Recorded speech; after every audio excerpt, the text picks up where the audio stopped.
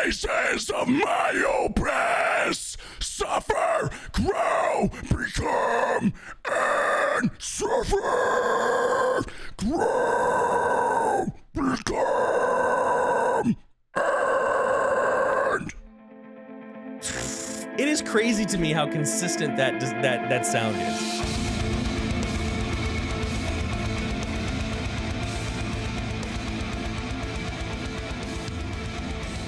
What's up, all you goobers of the internet? Mark with Kardavox Academy here, and I'm in a very good mood today. I am in a good mood today because we're going to talk about Fit For An Autopsy in Shadows.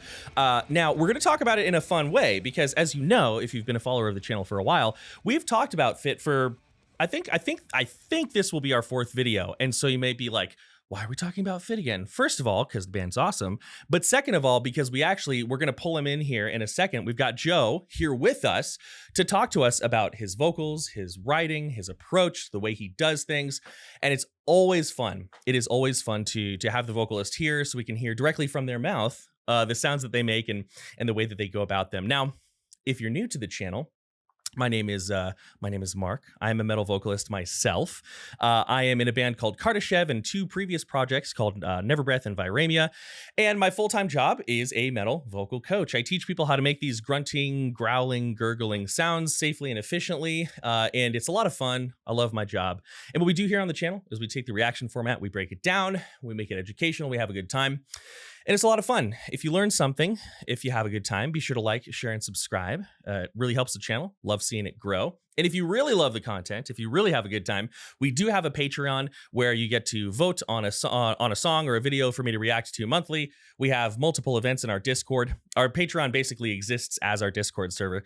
We've got listening parties, we've got karaoke events, we've got all sorts of cool things. So if you really enjoy the content, please be sure to check that out. But your view and your time is greatly appreciated. So I think that's enough. I think that's enough plug-in for me. So let's go ahead and pull in Joe. Joe, what's up, man? How you doing? What's going on? How are you? I'm feeling good. I'm feeling fresh. I beat Elden Ring finally. Yes, dude, yeah. You're an Elden Lord. Welcome. No, so I did.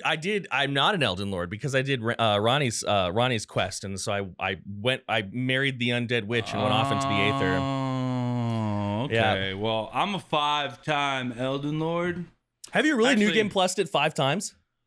I have 5 characters that I beat the game with. 5 different characters. Jeez, dude, that's wild to me. That I'll tell you the truth. Elden Ring is probably top 5 games for me of all time.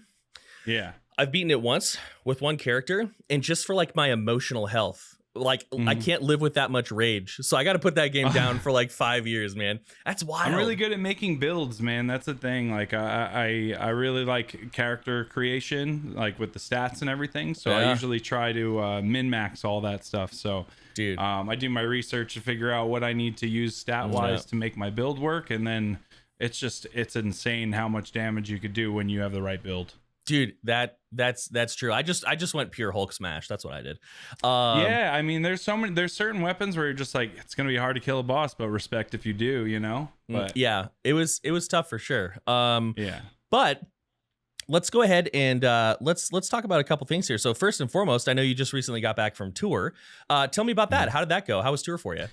It was awesome. We had 33 shows and 17 of them sold out. Jeez. Unreal. It was the craziest experience we had. We were in a bandwagon. It's the first time we've not ever done that before. So that's really sick. Yeah. That's awesome. I know a couple of my students were at your shows just across the country, and they said you were terrible, dude. They said you sounded so bad. Dude, I mean, and respect, because who's gonna be honest anymore, Nah, I'm totally joking. They all said it was fucking awesome. They all said it was. I dropped an F-bomb. We were just before this talking about not saying the F-bomb word, and I just did all right, dude. We're trying to PG the heck out of this stuff, We're trying to PG. No, in all reality, they all said the show was awesome. They loved it. So that's awesome. That was a lot of fun. You told me just a little while ago you're going to Europe, correct? Yes. I leave in literally 2 weeks from today. I fly out to Jersey to go to practice, and then we fly out to, I think we're flying into Amsterdam. So we'll be there for a day or two, and then we'll hang out there, and then we'll start the UK, and then get into the EU, and then home. And then we got a few other things coming up that we're booked out the rest of the year. Yeah. Well, I appreciate you carving out some time in your busy schedule for us. Oh, of course, anytime. You know, it's a lot of fun, and so let's talk about it here. So I'm going to give you the option. It's your choice, right? You can either make me go in blind. I can go in absolutely blind, okay? Or you can give me some context. Fit for an Autopsy, In Shadows, what the song's about, what to expect, what like the context is. Because right now I'm just looking at a blurry screen, so I'm not really sure what to expect. What are your thoughts? For me, I'm more of a going in blind all the time. Anything. I love the leave it up to mystery and your own interpretation. I don't want to tell you what you should think or how you should feel. I want you to grab your own. So I'm out here trying to make your job difficult, basically. Yeah, essentially asking me to think for myself. That I'm barely. Yeah, dude. I know it's difficult. I know sometimes it might be a little hard, but you got this, bro. I'm here with you. Dude, that's the whole reason I got married, so I don't have to think for myself anymore. Are you kidding me? Well, she's not here, is she? Good point. All right, cool. Well, in that case, stupid. In that case, let's go ahead and let's check out In Shadows, Fit for an Autopsy. And again, we're going to be breaking down the reaction format. So if you're new, this is your first video, we do pause during the song to talk about vocals. If that bothers you, I encourage you to work through that emotionally. You got this. Yeah, you'll be fine. Maybe you'll learn something. You'll be okay. You'll be okay. All right, cool. All right. Here we go. Fit for an Autopsy, In Shadows. Here we go.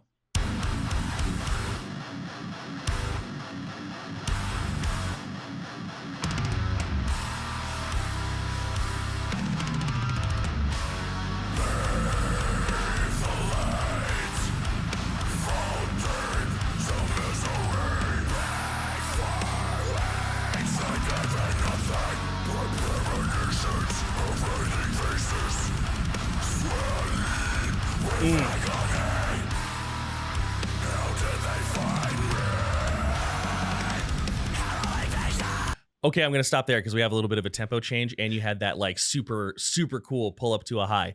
One thing I actually want to mention first, and I'm gonna keep it brief because I don't know anything about guitars, is that like those tones are crunchy, man. Unreal. Like the song so far, your vocals included, but the song so far, like if I was to describe it as anything, it's just thick. This song is it's a thickum, dude. That's exactly what I said to Will when we listened to the final product. I just kept reciting, "This is a thick ass boy." Oh no, you coming? Yeah, dude. It's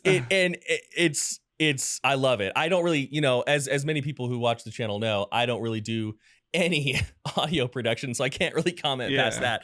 But yeah, it's awesome. He killed it. So let's talk about your vocals. The first thing I want to talk about is actually, we're going to talk about technique, of course, but one of the first things I want to talk about is actually kind of like your vocal philosophy, I guess is a better way. I talked about this in the last fit video that I did, but one thing that is very common with you and that I actually really like is that you really rock the mid-tone very well. And a lot of times when I get new students, it's interesting when I get students, especially if they're younger students, they're like, screw the mids. I have to have the deepest, most guttural low and the highest, most zombified high ever. And like, when I tell them like we may want to build a mid first, they're always open and receptive, but they're always like, huh, I didn't really expect you need a that. foundation. Yeah. So talk to me about, I mean, obviously it sounds awesome, but talk to me about why you use that mid scream as your main go-to versus like using a low, because many vocalists, they'll use a low and a high and just throw a mid in there for flavor. You kind of invert that stylistic choice. Talk to me about why you go about it that way. I just like stick to what I'm good at, man. Like I'm not like, I never, when I was growing up, like doing the whole metal vocal thing, I wasn't trying to be like the lowest. I wanted to be the most emotionally pissed off person in my voice. I didn't want to go for sounds. I wanted to go for emotion. And I feel like that's through all the music that I've done through my entire life is always made around emotion. So I feel like a lot of the music that I listened to with vocalists, they were super emotional in their voice, whether they were sad or just super pissed. And like when you can feel that pain through the vocalist, it's just, I feel like it just does so much more for you.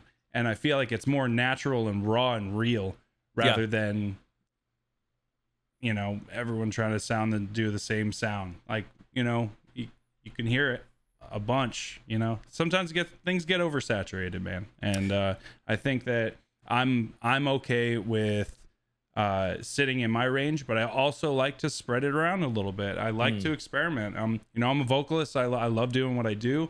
So I don't like just doing the same shit over and over. So each record, I will try to do something different. I won't try to, you know, just figure out how low I can get, you know, because that's a ceiling threshold.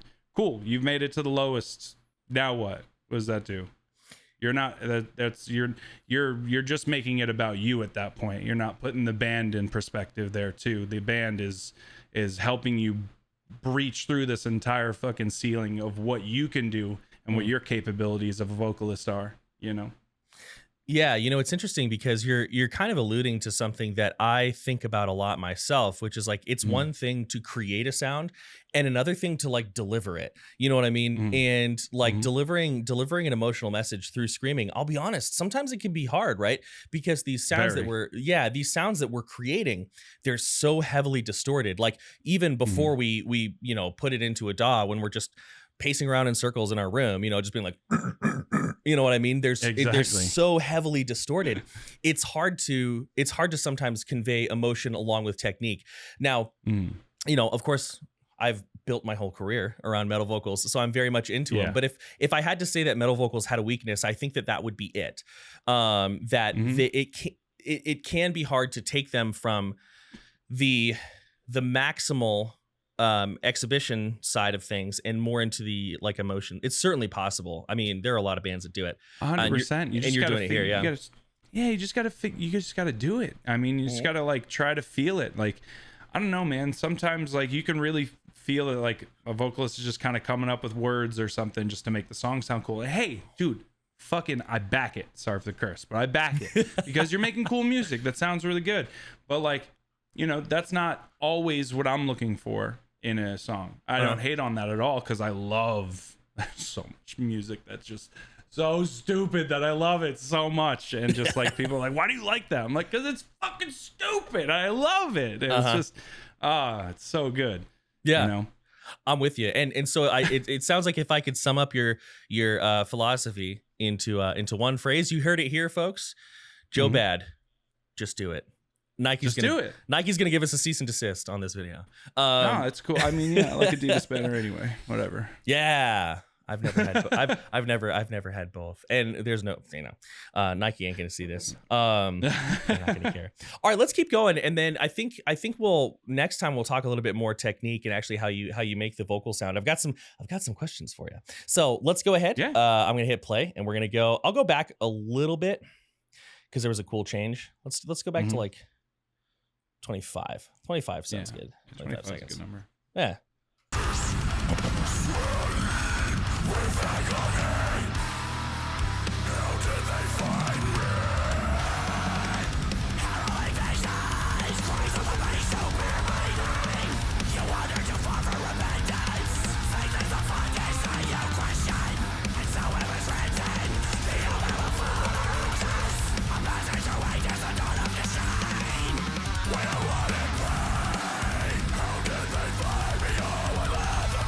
Oh.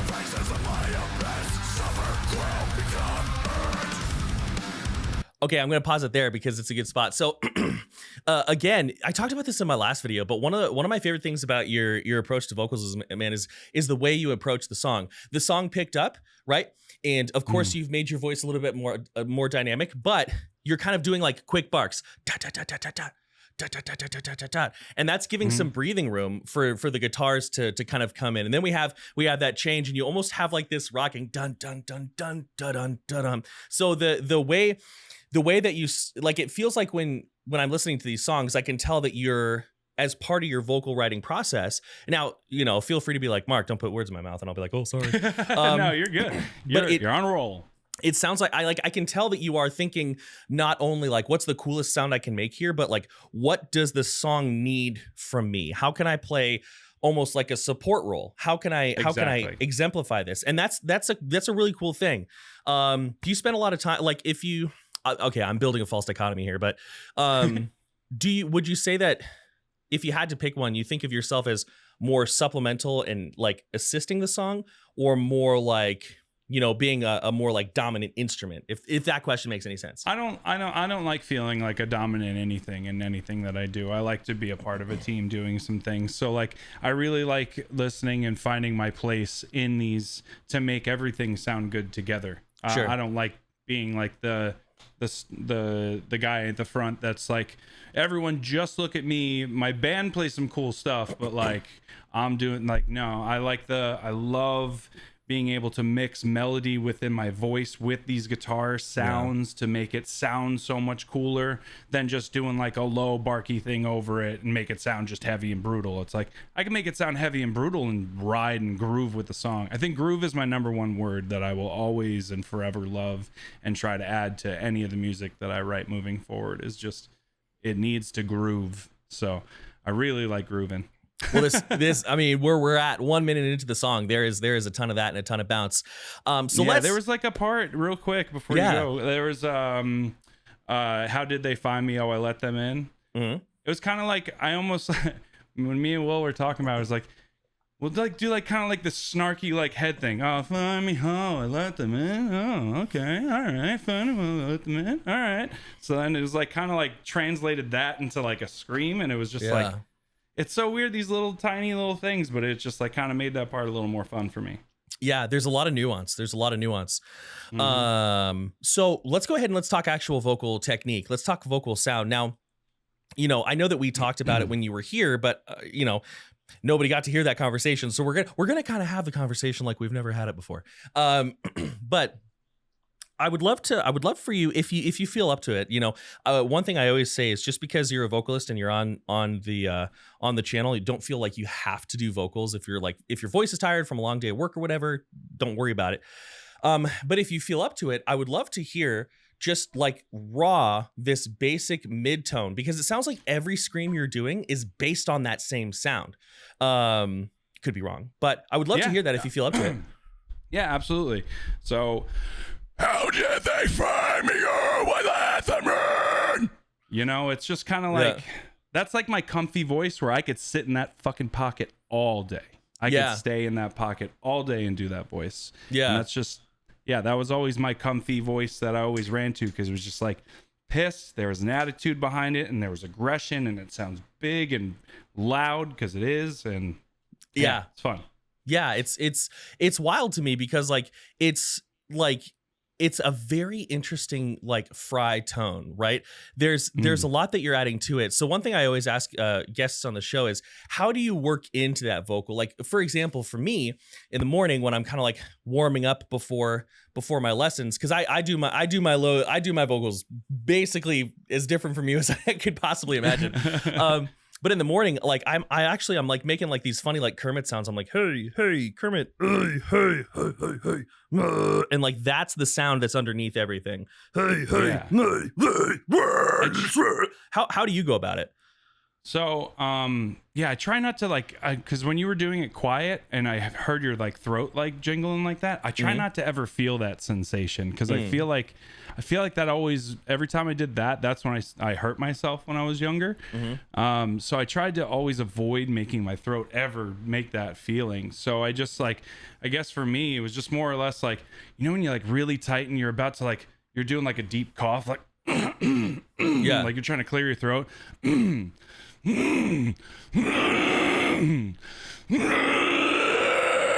know? Yeah, that's it's like, it's interesting. It's like amping up into it. You're winding into it. Yeah, like if I could like just give adjectives to it, it's like, it sounds like you're utilizing, this is an old technique to find certain fry screams that I haven't seen circulating a lot recently. And it's like this old man voice, right? You kind of have like this old man sound. Do it. Yeah. And it sounds like you're leaning on that. Does that sound kind of accurate? Because that's what it's sounding like to me. Kind of. It's almost like I'm holding my breath. Like like holding my breath and just like almost like that, the pooping feeling. Yeah. Oh, dude. That's coming through my nose now, though. That actually sounded pretty sick. Something to think about. Something to think about. The pooping feeling, as you're calling it, is like super important because for me, what that allows me to do, when I feel that downward pressure, it actually allows my neck to be super relaxed, right? So even though Absolutely. I'm creating all these sounds, it sounds like, I've had people ask me before, they're like, well, they're not using these words, but they're like, do you feel a lot of subglottal pressure, like pressure underneath your vocal cords? And I really don't feel much, even though it's like, yeah, it just kind of feels like holding my breath and hanging out. Would you say that the feeling is fairly similar for you? I don't know. I feel like it's very, man, I don't even know how to explain it. I feel like it's just, that's why you're good at your job and I'm just good at just doing the thing. I'm trying to. So how did you just describe it though again? Because I just had a brain fart there. No, it's okay. And I was kind of rambling a little bit. As all my students know, I can ramble a little bit when I get excited. No, you're good. I'll have a student like blast like an amazing guttural that we've been working on, and I'll get so distracted because I'm so excited. So essentially, when I'm taking a nice healthy breath in, right, I'm breathing in deep and low, expanding my ribs, expanding my stomach, not relying on the chest. What I'm able to do is squeeze my abdominal muscles, and I feel like that downward, pelvic floor pooping sensation, right? Mm-hmm. It doesn't exactly feel like pooping, but Melissa Cross called it the dump for a reason, right? Yes. And then as you want to feel it in your abs, not in your butthole, but definitely. You definitely know the feeling of squinching. Yeah, like if for everybody who's maybe curious as to what we're talking about, like don't actually try to shit your pants, but when you squeeze your abdominal muscles, you may feel a little bit of downward pressure, and that's totally awesome. That's a really actually pretty good thing. And when I'm doing this, that's allowing my back muscles to start squeezing into the scream. My ribs are holding out. My diaphragm is kind of like relaxing upward, right? And that allows me to create the scream, and I don't feel any pressure in my, okay, I don't want to say any, but I feel next to no pressure in my neck. And it kind of sounds like rather than me screaming like I would if I was mad, like somebody's breaking into my house and I'm like, hey, get that away from my house, bah! Right? Yeah. I feel like I'm kind of hanging out with this sound, like holding my breath and just like, and it's just almost coming out on its own. So yeah. Is that kind of similar? Like you feel like you're just kind of hanging out and the sound is releasing, or do you feel like you're kind of having to squeeze it out? I feel more or less that I'm actually squeezing it. Because like I don't feel very fully like relaxed when I'm doing it. I definitely feel strained. I mean, in the neck specifically. Yeah, even then I feel like I'm, but not like so. It's mostly like lower part of the neck, not even like in here really. I feel like I'm straining a little bit, but not too much, where it's like, it's enough to get that grit, but like enough to where I have enough control. Cause sure. If you press too hard, obviously you're not going to be able to really get a good sound. You think of it like the balloon, right? You squeeze the balloon, the tighter it goes, the higher it goes, Sure. Let me ask you this based on what you said, because and this is kind of a difficult thing sometimes to differentiate.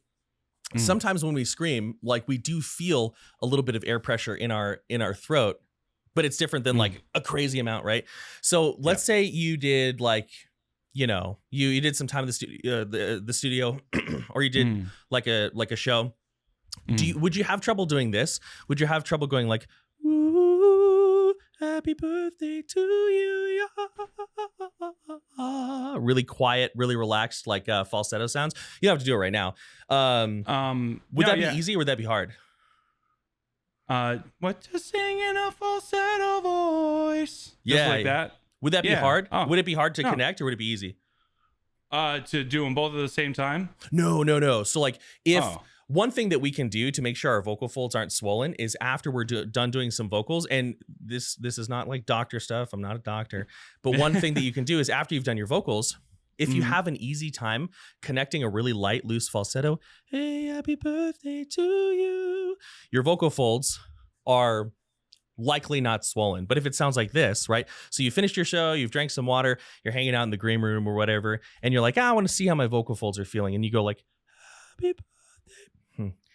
I've had that a lot. Yeah. You've had that? Okay. A lot, yeah. So that's something to think about. Now, Yeah. It's happened to me too back in the day as well. So it's definitely something to think about. We can talk about that a little bit later. And if that's happening to everybody, don't worry. It doesn't mean like, oh, I gotta change my entire perspective. It just means that you might be squeezing in your throat a little too hard. Yeah. I mean, I've been doing that. Yeah, I've been doing that just like that for a long time. Literally ever. So like, I don't know. I feel like my voice gets like, it's usually the first week that my voice does that, and then every other day past that, I'm also like getting more comfortable again. It was the first week back on this tour, so like that first week was very, very rough because I haven't done it consistently on stage with people and the energy like that in so long. So that first week was definitely very rough, but then second, third week, it smooths out. Started getting my control back and realizing all the stuff that I've done over the years and practice to be able to do all this stuff live. And because the first week back, I'm just excited to be on that fucking stage. So I wasn't thinking about technique at all. I was just like, I'm so happy. Yeah. Yeah, dude, totally. And that's a large part of it as well. I mean, I was gone. I was gone the first week of April, just doing new album stuff, and I barely did any vocals. And then when I came back, I had to like knock the rust off a little bit. So that's totally valid. And again, I'm not trying to like call you out in front of everybody and say like your technique is bad. Your technique is freaking awesome. It's just, one thing I think is really good for every vocalist to do, just like if you're driving a car, right? To be like, the steering wheel feels a little shaky. That might be a thing. You know what I mean? So it's a good check for everybody out there to be doing. Let's keep going here, because I eventually want to talk about how you kind of morph that sound, that like really, really nice, thin, concise fry tone. I don't mean thin as in sound, but just like as in like a piercing, like type of noise. Yeah. I want to talk about how you, I want to talk about how you kind of morph that using your mouth shapes, but let's see if we can find some examples here, and then we'll get into it.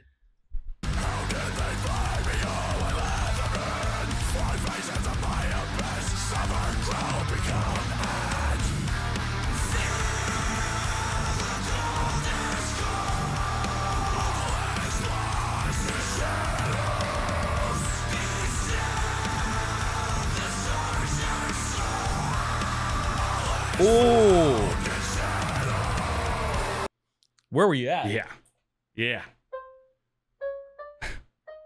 I think that was a D sharp 5, man. I think it's a fuck me up, fam. or a D5. It was either a D5 or a D sharp 5. Now let me tell you something. I have been in situations, especially with our upcoming album, where I had to full voice a C5, and let me tell you, that was hard. Hard. So you like hitting that note. First of all, the singing sounds great, and we hear that grit on the singing as well. Is that an easy note for you, or is that like, are we hearing like, maybe a one and done type of note? Because that's how I felt with my C5. I was just like, I did this once. It's on an album. I'm never touching it again. It's definitely in the range where I can hit pretty easily, but depending on the vocal I'm doing beforehand, which is pretty harsh, switching to be able to hit that note is sometimes a little difficult. But I've replaced, like, live, it's being able to go all over the place like that live is, I'm one person. So I usually turn that more into like a pitched yelly. It's more screamy live with the notes there, like the note is still there, but with more of like a pitched scream. Sure. If that makes sense. Because it is a pitched scream, but you hear more vocal in there, but you do hear the grit pushing up there, right? Yeah. You hear the grit reaching that note. So basically I'm essentially doing the same thing live. It's just you don't have the clean vocals in there hitting the note as well. Because that note, I'm not belting that note, it's right. You don't have to push super hard. I feel like if you push super hard trying to get a higher note, you don't really end up executing that very well. That's the truth. When I hit higher note and use less pressure, think of that balloon. Yeah, exactly. And I think that's actually a really valuable thing for any vocalist to have, is like, if you're on stage and you want to approach a really like pretty strenuous part in a slightly different way, I actually think that's really smart. Like, Freddie Mercury. I can't remember which song, but there's a song where he hits like this really high note in the studio. And sometimes when he was live, he'd be like, you know what? This is like show number 30. I'm actually going to go down versus up, or I'm going to drop an octave. Change it up a little bit. Change it up a little. It's fun. It's smart. It protects your voice. And you're like the singer. Exactly. You can do whatever the hell you want, man. We did it. Exactly. Now, I would love to hear your approach. I'm not going to ask you to sing that note right now. Like, please, like, no. But if I could sing it with the song, I could do it. If you want to try, man, that's a tall order. If you want to try, you certainly can. Why don't we? Yeah, and if it sucks, we just cut it out and we don't even fucking show that part, dude. You know what I'm saying? Just dude. You want to try with some lower notes first? Yeah. Something a little bit lower, right? Just sure. like hitting like maybe like it sounded like you had like a. Sound like you had a couple like F sharp 4. Hey, like right there. You want to try to hit that with like that gritty tone? Yeah. Good. Oh, are you playing it with the song, or do I have to play it on my side? I can play. We can play the song, or if you want to just try to hit that F4 to see, make sure it feels good. Feel the coldest cold. Yeah. Be still this tortured soul. Nice job, dude. It sounds like I hear a couple things. So first of all, your tone sounds really nice and even. I don't hear you stressing for that note at all. I hear a little bit of that same fry tone existing right there, right? And then I heard when you lifted, I heard a little bit of that like arytenoidal rattle going on. Yeah. Which was really cool. It added a really nice texture. What is that? Does that like pitched screaming, that melodic screaming you're doing, does that feel a lot different from your normal scream, or is it? Oh, absolutely. It's so different. It's a completely different feeling. That's why it's so crazy that everything, I don't know. That's why I'm like, I try to like explain how I do things sometimes. And I'm just like, sometimes I don't get it either. I don't know. I don't understand how I can just jump to that or just do this. And like, I guess I can. You know, I've had years of experience of just doing it and knowing that this feeling does all of these. This feeling does all of these. This feeling does all of these. And this feeling does all of these. I feel like there's definitely 4 or 5 different feelings that I get from different screams that are completely different, but they execute things for certain parts of the song the way I think they should be. Yeah. That makes sense. Yeah, and you're actually talking about something really valuable, because like I always like to okay, not me. This is a really common thing across many coaches, but if we think about the voice, we can think a lot as like driving a car, right? I when I'm driving my car down the road, I'm not thinking about the pistons and the transmission and the gears and all this. I'm not thinking about those things, right? I'm just doing what I know, right? I'm coasting, right? Then if something goes awry, like, let's say I'm on an icy road and the back end starts sliding out a little bit. Oh, I gotta sneeze. I don't know if I will. Do it. Bless you. We'll see. Oh, you said bless you, so now it's gone. Yep. But if the back end starts sliding up, now I'm thinking about driving, right? And so when you're talking about vocals and you're like, it's a little bit weird to describe, but I relate to it as feelings, right? This feeling is what gets me these noises. This feeling is what gets me this noise. That's like, even as somebody who understands like a lot of the finer details of what's going on, like when I'm in the studio, or we haven't performed live in a long time, but back when I was performing live, I'm not thinking like, okay, adduct arytenoids by 25%. No, like I know that feeling, I know that feeling and I go for it. So it's very intuitive. You know where to go, that pocket feeling, Exactly. Now with that pitch singing that you're doing, it sounds like you're kind of, so there's a technique, there are many techniques to kind of learn like gritty screaming, but it sounds like you're using a slightly airier version of like a buzzer noise, like a game show buzzer. Hey, oh! Exactly. Yeah. Your rock and roll voice, baby. Your rock and roll voice, man. Yeah. How long did it take you to get comfortable with that? I don't know. When did Nickelback come out? I mean, a while ago. Before I was doing like Fit, I wasn't singing like pop punky, like indie rock, like singing bands too, like screamo rock, you know. Sure. So I did a lot of like singing and pitch singy scream stuff, because like, you know, Under Oath and shit like that. Like I felt like Under Oath, he had like, in the screams, he had notes in his screams. It was crazy to me. So I was just like, wow, that's so cool. So I try to utilize that a lot.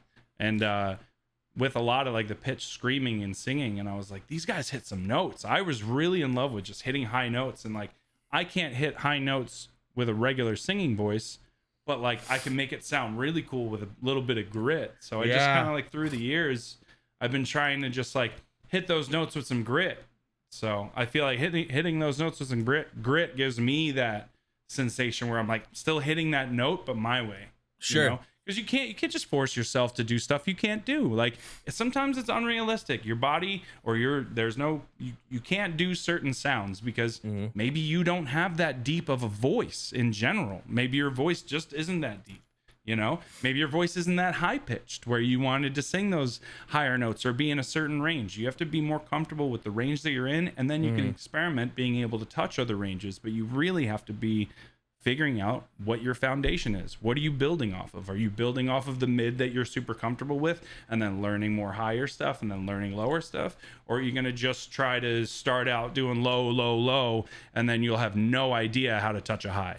Yeah, you know? That's so true. I'm a big believer, and sometimes I'll do this with people, but I'm a big believer in like get your comfort zone mastered first. You know what I mean? Absolutely. Like if you're trying to sing cleans and like anything outside of the third octave is just miserable for you, don't worry about it. Just master the third octave and then expand. You know? Absolutely. So is it safe to say you started with like gritty singing before you got into actual like, you know, fully distorted screaming? Yes, 110%. Interesting. Yeah. I actually feel like I remember. I'm a huge Michael Jackson fan, dude. Think about it. Think about Michael Jackson's vocals. That dude hits crazy notes, but never hits it clean. Never hits it clean. He always has a little grit in his throat. And I always loved that about him. And he had so much emotion in everything that he wrote. So sure. Yeah, that was a lot. I was a huge Michael Jackson fan. So really, he was the forefront of me getting that gritty scream sing, if you really think about it. Interesting. It's been a hot minute since I listened to Michael Jackson, but now I'm curious because I'm like, okay, I gotta go listen to that. If you go back and listen to him, you're like, holy shit, he started it, dude. Yeah. King of pop, right? King of pop. Dude, he's not wrong. Him and JT. They know how to do it, I'll tell you. Well, let's keep going here because I just realized we're barely over a minute into a 4-minute song, so probably should make some headway. All right, here we go. Yeah.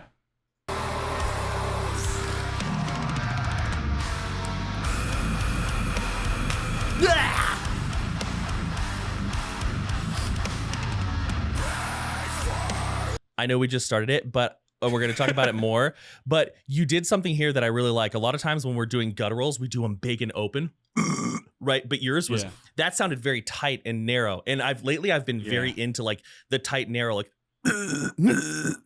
it's hard, but yeah, like we should do ours at the same time just for fun. Right. Okay, ready? On 3. So I'm gonna go 1, 2, and then we'll both do it. You ready? Okay. All right. 1, 2.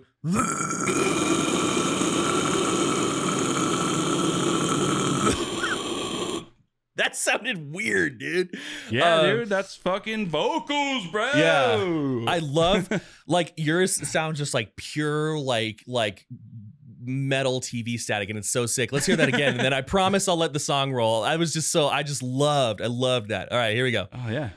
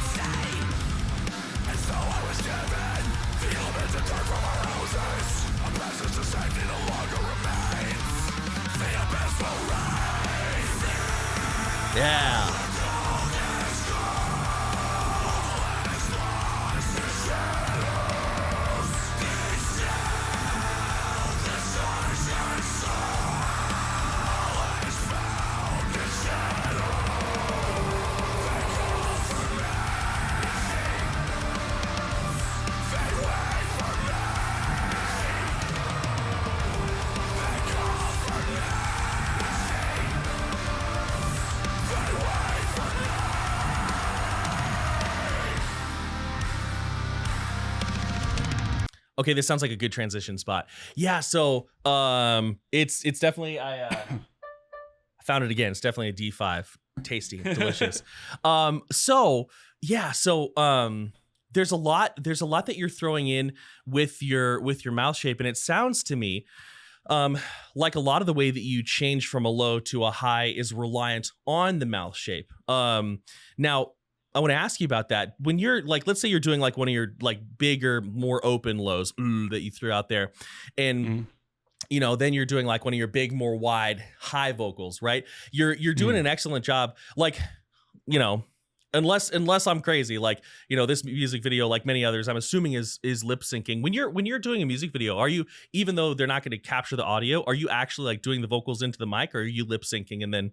I'm actually doing the vocals into the microphone because I think that when you actually see the veins going and you see the actual shit like doing it, like I'm actually but like some of them the technique isn't fully there, like actually, but with the screaming ones, that like the high ones where I'm like dragging the camera with me and stuff, that's like the same mouth shapes and everything that I do when I because like my favorite thing to do is to really over exaggerate my lips with certain words. Randy Blythe did that a lot, and that was like super cool. Like how he just added Y's and like started doing all these things with the way he says his words. And I was like, oh, I feel like that adds an attitude to it. So you start adding these little things, and it's cool.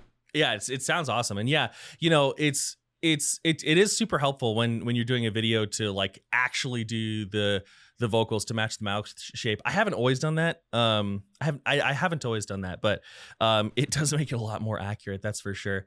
Now try to keep it in metal music video, you know? Yeah, you know, try to do it. Now, yeah. So I got distracted from my own question, but when you're doing your lows and your highs, do you feel like maybe not all of it, but a lot of it is through you changing the shape of your mouth and opening up for high vocals versus closing down for low vocals, but underneath it's basically the same thing? Or are you flipping techniques entirely and you feel like no techniques entirely? Okay, let's talk about it. Go ahead. Yeah, because when I'm doing like my lows, I feel everything coming from the low, and then it's like I fucking switch it real quick and just pop straight to those different highs, and then back and forth, just like. Yeah, some of them are like, I feel like I definitely do, obviously mostly like false chord. Correct me if I'm wrong with most of all this, obviously. I do a lot of false chord, but what was the other one? Everything I'm hearing sounds pretty fry to me.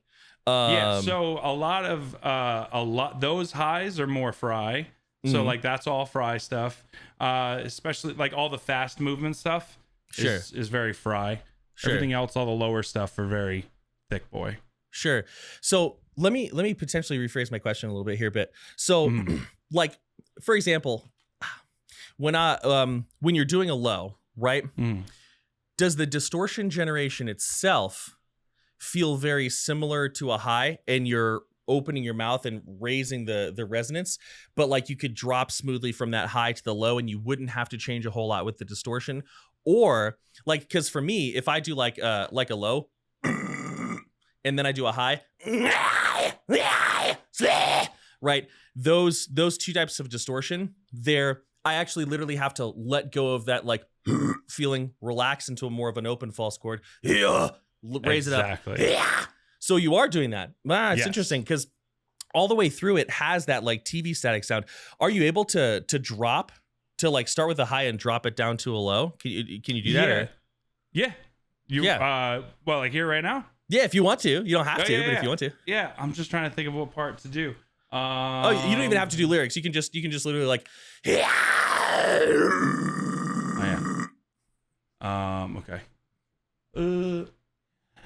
I wanna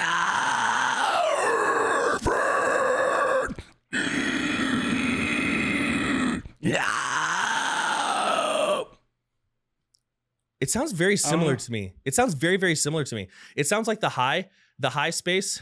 And can you do it one more time? I'm sorry. I'm like guinea pigging you right now. Yeah. Oh no, these are all those are false, I guess, but fry also. I don't know, because I'm pushing real hard while I'm doing that too. To me, it all sounds much more fry than false. Yeah, much more fry than false. Yeah, I don't really understand. Oh yeah, I don't think I do much false. Yeah, I don't think so either. I don't think so either. Not with the highs. Not highs, mids. Definitely more with the lows are all false, probably, right? Hit a low for me. I'm not smart with this shit. No, you're fine. No, that doesn't sound very false chord to me. Yeah. That sounds much more fry to me. Now, of course, the comments are gonna flood with actuallys. So for me, like with now, part of the trickiness with this metal vocal journey that we are all on is that a lot of these terms, like just straight up, if we're being honest, didn't come from academia. They came from, sweaty, angry people punching each other in basements to metal music. Yeah, I don't right? understand any of the terms. So that's Sure. why I feel stupid when I talk to you guys about this stuff, Don't feel stupid at all. Don't feel stupid at all, right? So like a false chord vocal, if we do it in like its like most bare bones basic form, builds on openness and relaxation. So there's very little like pushing hard. Everything's very open, and we go hey, and it's just grunty. It's like caveman smash, Hulk smash, right? It's very that's very, false. You're saying? Yeah. Well, Okay. you're gonna find somebody who says it differently, but for me, it's a relaxation. The false chords and the tissues above it rattle because of the airflow. The airflow is moving through. It's shaking all the tissues. The vocal folds are open and not touching, and that releases this big open rattly sound, right? Yeah. Now, on the opposite end of the spectrum, we have our fry vocals, where our vocal folds are actually coming together. Right, they are actually coming together, and they're creating this like thin, very staticky kind of sound that we hear. It sounds like TV static, sometimes like tearing paper, and they can sound very different across a lot of different people. Right, so a false chord vocal usually, a fry vocal usually involves a lot more closure, a thinner airstream, and you can hold them for days. You can hold them for days and days and days and days. Now, these aren't the only two like scream types and distortion mechanisms that are out there, right? There are much more, but to me, it sounds like, in the way that you're describing it and the way that I'm hearing it, and it doesn't have like that loose rattle, that right? It doesn't have that. To me, it sounds much more fry. So that's why I'm thinking, I guess, yeah. So most of my shit's just, I guess, fry, because I feel like I don't really do a lot of I feel like I don't really do a lot of like the, I don't know, I can't even do it, like the throat sensation, weird stuff. Like, I have to like push that shit. I don't know why. Yeah, and another good way to kind of distinguish the sounds is that like, here's a good example for me, and I'm not gonna say clean as in clean singing. I mean just kind of like symbolically, I guess. I'm blanking on the word, but to me, false chords sound very dirty. Yes. Right? Or if I bring my arytenoids in, you can hear all this distinct gravelly rumble. But if we start to bring a little bit more fry influence in, right, it starts to sound a lot more clean, not like clean singing, but a lot more polished up, right? We have like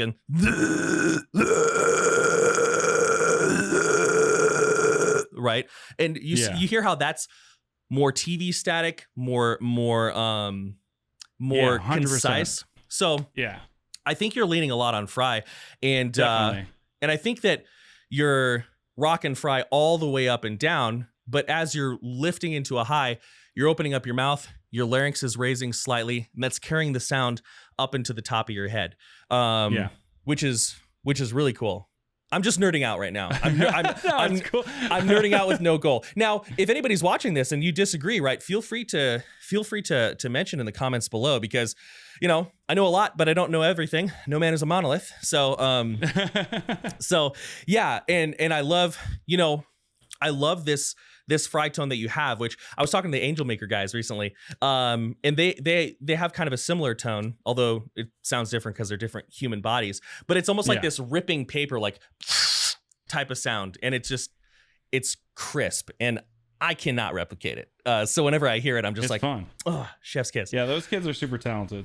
Yeah, they're very good. Let's keep going though. Really, really fun stuff.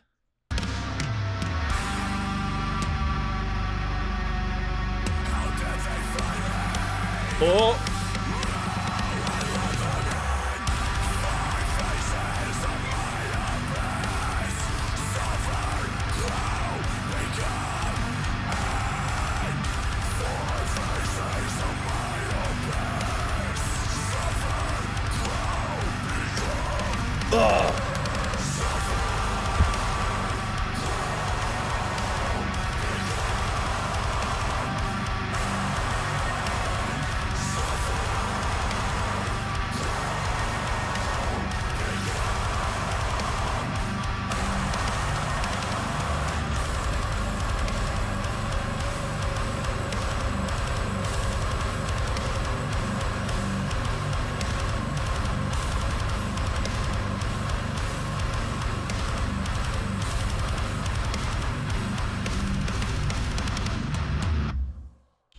I actually held that way past the song, and Will was like, "Shut up," and just cut it. But he's like, "I'm keeping that, but I'm just fading it out." I was like, "All right, cool." Another strong indicator that you're rocking fry vocals. A false chord would be very hard to hold that long. Oh yeah, I can only imagine just thinking about it now. Oh yeah, because they're more airy. Yeah, right? Yeah. That outro was thick. Oh, that's like the word of the day. That outro was thick, dude. Dude. Anybody who knows me knows that my favorite part of a song is usually the outro, because I just love when a song is like wrapped up in this like really, really meaningful way. And I feel like you took pretty much everything you had vocally and you fucking sent it, bro. You sent it. Thank you, man. Now, one thing I want to talk about, I keep meaning to ask you about mouth shapes, and then I get distracted. One thing I was hearing is you took your mid, and then you sort of really opened up you added a lot of like depth, a lot of wideness, a lot of color, right? A lot of like you went from like, you know, to like a. How do you go about? What are some of the mouth shapes that you use? Now, I can't see it because of the way we set these things up, but feel free to do it into the camera anyway. Yeah. And I'll be like, oh yes, of course. What are some of the mouth shapes that you use to kind of open up and take this mid and make it like a really rich low? So I guess I just like, instead of over exaggerating my mouth, I kind of just close my mouth a little more to get that lower tone, and also kind of bring my chin and everything down a little bit lower too. I feel a little bit lower. Gotcha. So I definitely go from being so much more open and with my mouth to where it has that mid and more sound, where I'm keeping that like midder range. And then every time I close my mouth a little bit more, change up like a little bit more my jaw of how I'm doing it, and kind of bring myself down a little bit, then it brings me into that mid lower range. Yep. Creating these like semi-occluded sort of closed off resonance places is such a big thing for finding all sorts of different tones. And what you're talking about, like, again, I can't see it, but like closing of the like lips, and dropping the jaw, you can hear just in like a speaking voice, you can hear how that adds so much depth. Like we're playing with vowel formants now. That adds so much. I'll do that part real quick. The four phases of my abyss. Yeah. Exactly. We'll do the regular mid and then into the lower one. So I'm stoked. 4 phases of my abyss: suffer, grow, become, and suffer, grow, become, and. It is crazy to me how consistent that sound is. Thank you. I truly do feel like not a whole lot of other people sound like you, but yeah, I can hear, again, I can't see it because of how we have the camera set up and everything, but I can hear you dropping, opening up, creating more opening space in the back. Your vowels went from more of like an like an to an yeah. The only other person I've heard that I think really sounds similar to this in like their mids and lows is probably Adam Warren. In Oceano. Yeah. And he rules. I've been seeing him on TikTok, and I think I'm probably like 10 years behind. People are like, of course, we all know this, but I think they're making some new stuff that I'm excited about. But yeah, dude, I've been waiting for some new Oceano for a while. That band fucking rules. I remember when I first heard that, I was like, dude, we all were. Yeah. But yeah, I love the way you modulate these tones. I love the way that you carry like this consistent distortion and just change your mouth to change the scream. I think that's one of the most important things for any vocalist to learn, especially a new vocalist, is that a lot of times people will think that to go from like, yeah, to learn a totally different scream. It's all about the tongue shape. It's all about the jaw. It's all about the mouth, the way that we hold it, and the way cadence. That you and the cadence. Yeah. What, like, are you bouncing? Are you grooving with it? Right? Are you holding out long and steady? I want to listen to that outro again.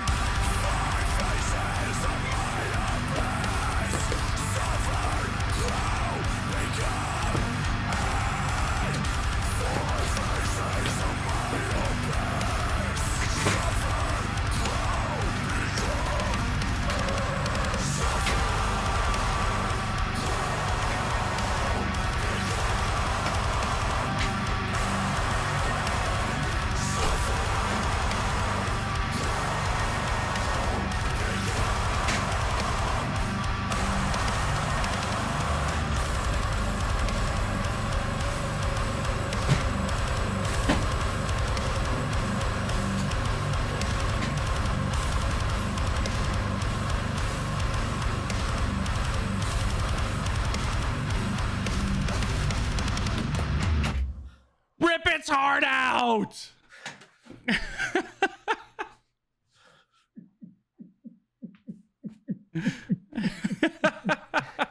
He's got it, dude. That was epic, dude. You're a real assassin. For a second there, I was confused. I was like, where did Mark go? Oh, dude. Dude, you got him in the leg lock and everything, dude. I was inspired by your performance when you were here last time. Oh, I tore up my fingernail. That looked awesome. So I can't wait to see what he's doing with that. Oh, it'll be good.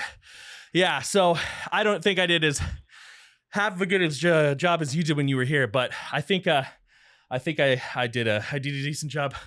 Oh, I gotta sneeze. All right. So here at Kardavox Academy, we take music very seriously. Very seriously. All right. So, oh my God, I have corpse on me. Look at that. Corpse. All right. Dude, you got corpse all over you. It's because it's metal, my friend. You're a corpse-covered metal guy. I'm a corpse-covered metal guy. This chair is screwed, man. So screwed. That one took a big L. Yeah, it will be our destruction chair until it can no longer be our destruction chair. But, all right. So I think that's a good place to wrap it up. I'll back it. Fit For An Autopsy, In Shadows. Excellent song. Lots of wonderful nuance on your voice. Great fry tone, very unique fry tone. I always like to give people the opportunity to plug themselves if they want. So for anybody who, I would be very surprised, but for anybody who's not heard of Fit For An Autopsy, or if there's anything you wanna mention, feel free. Go ahead. Well, if you haven't heard of Fit For An Autopsy, go check it out. Now, you might like it, you might not, but at least you gave it a shot, right? fitforanautopsy.co, because if you add the M, I don't know why it doesn't work. But play and sing for a band called Fit For An Autopsy, and I fucking love it every day. I also stream on Twitch. If you go to twitch.tv/JoeBad, I play a bunch of video games, and then we do some vocal stuff. We're in Discord, discord.gg/JoeBad. We hang out. And that's pretty much it right now. You know, I cut hair on the side just for fun now. So, you know, let's live the rock and roll life. Hell forever. Yeah. Hell yeah. Forever. And if you're near Joe, he gives good haircuts. He gave me a haircut before he moved away. It was a good haircut. I liked it. It was a good haircut. I want to cut your hair again. It's the next time I see you. That like the way you said that was a little creepy. You're like, I want to cut your hair again. That's fine. I can make it creepier if you want. Don't even test me right now. You know what? Nothing's better than a cut where like there's a little bit of breath like tickling your neck. You know what I mean? Yeah. No, that was my pinky. I was fucking with you the entire time. Yeah. Oh, well, I didn't protest. I didn't protest. Whoa. All right, folks. Well, if you enjoyed the content, like, share, and subscribe. Check us out on Discord. Check us out on Patreon. I think I said all that enough at the beginning. So without further ado, many thanks. Much love. This chair's out. Peace. Peace.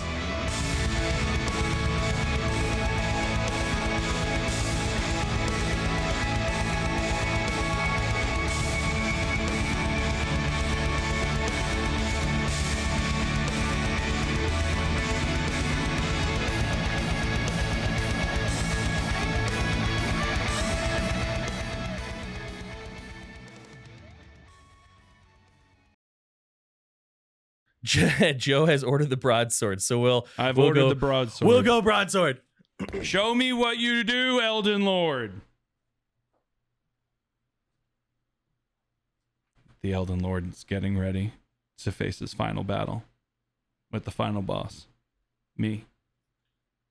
Is that chair catching those hands? Oh yeah, dude. This is the one. Oh, that's the one. I'm just trying to decide. Oh shit! What happened? I didn't even see it, but I heard something fall. I'm gonna have to be careful. I just knocked my whole fucking interface off. Oh There we shit! go. That's going on an outtake.